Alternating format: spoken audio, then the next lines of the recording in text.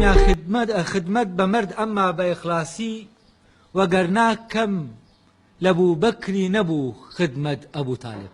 تامان لێرە دوو کارکتەری وەرگرتووە، ئەبوو بەکر لەگەڵ ئەبوو تالب ئیمامی.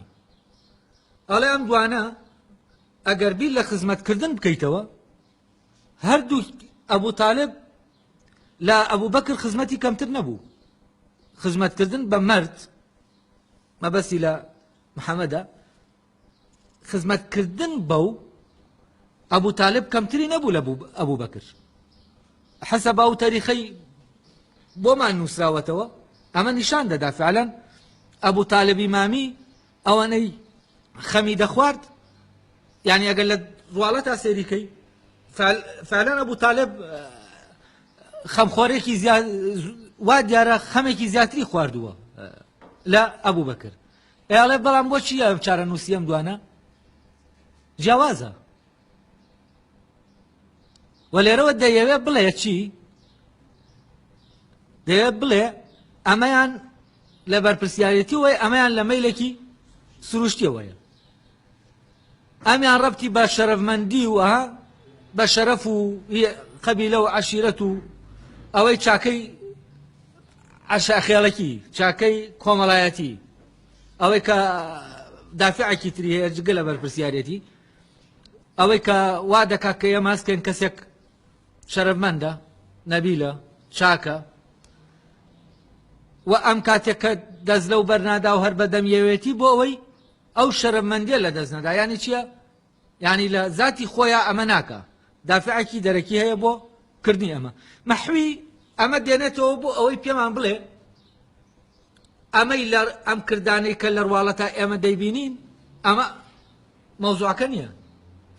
کاتێک کە ئەمە دەبینی لە مەسلحەتی فلانایە بەوەی کە سوودی گەیاندووە بەو، ئەمە بەس نییە بۆ ئەوەی ئەم کردەیە چاک بێت. یعنی کردەی چاک لە سوودمەندیەوە نییە.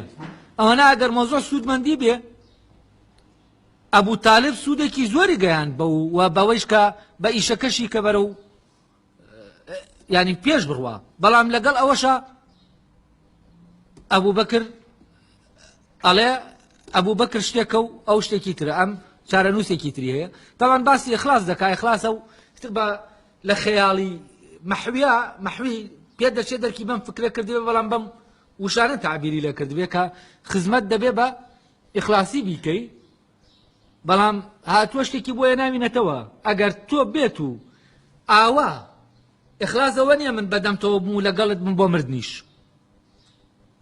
ئیخلاس ئەوە نییە من خۆم بکەمە قوربانی تۆ، چونکە ئەبوو تالب ئیمامی دەچێت لەگەڵ یا ئەو کاتێک کە حەساریشیان لەسەرەوە دەبێتە قوربانیش، لەوێش دەمرێ. ئەڵێ ئیخلاس ئەمە نییە. ئیخلاس ئەوە نییە من تۆ لە شوێنە خەریکە بفۆتەی من لە پێناوی تۆ بۆی تۆ بمێنی من خۆم بکەمە قوربانی. ئەمانە ئیخلاس نین. بەڵام پێمان ناڵێ ئیخلاس چییە؟ تەبان لە شعرەکە لێرە کاتێک کان دەخوێنینەوە، نمونەکانی کان شی دەکەینەوە، ئینجا ئێمە بۆمان دەردەکەوێت لە بەردەم شتێکی ترین کەویست چییە؟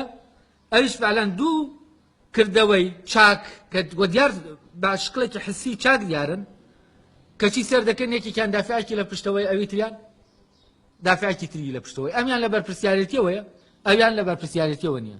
ئەمیان کە لە بەرپرسیارەتیەوە بوو ئەوە لە خۆیە چاکە. بۆ نمونە ئەمەی بادا بنین، ئەمە ئەوەی ئەبوو بەکر و ئەبوو تالب یەکێکیان لە بەرپرسیارەتیەوە و یەکێکیان لە بەرپرسیارەتیەوە نییە، باوای دابنین.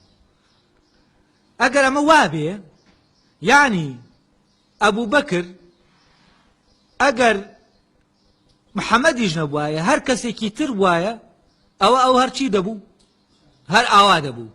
بەڵام ئەگەر باتایە و ئەوە محەممەد نەبوایە کەسێکی تر وایە، ئەوە ئەبوو تالب وانە دەبوو.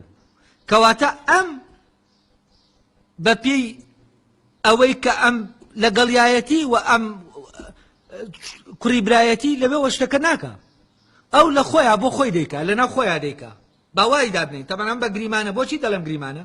بەو معنایە ناوانیە یا وایە.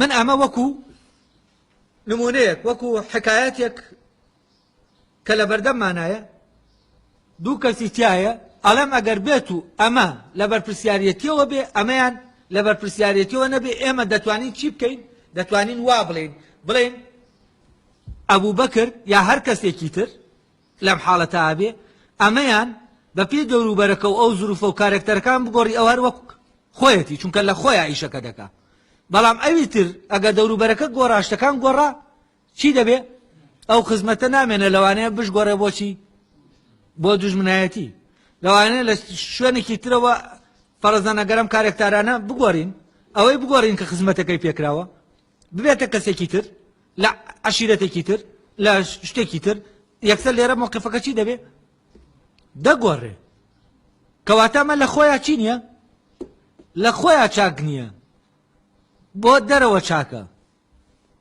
وا دیارە چاک دەنوێنێ ئەوەنا ئەو ویستی چاکەیە کە لە خۆیان چاکە لە پشتیەوە نییە کردەیەک ئەمە دەبێ شتێکت کرد ینی لەم کردانە کە ویستی چاکەی لە پشتەوە بێ بۆ کەسی ناکەیت ینی ئەوەی لە بەردەمتایە کەس نییە هیچ کەس نییە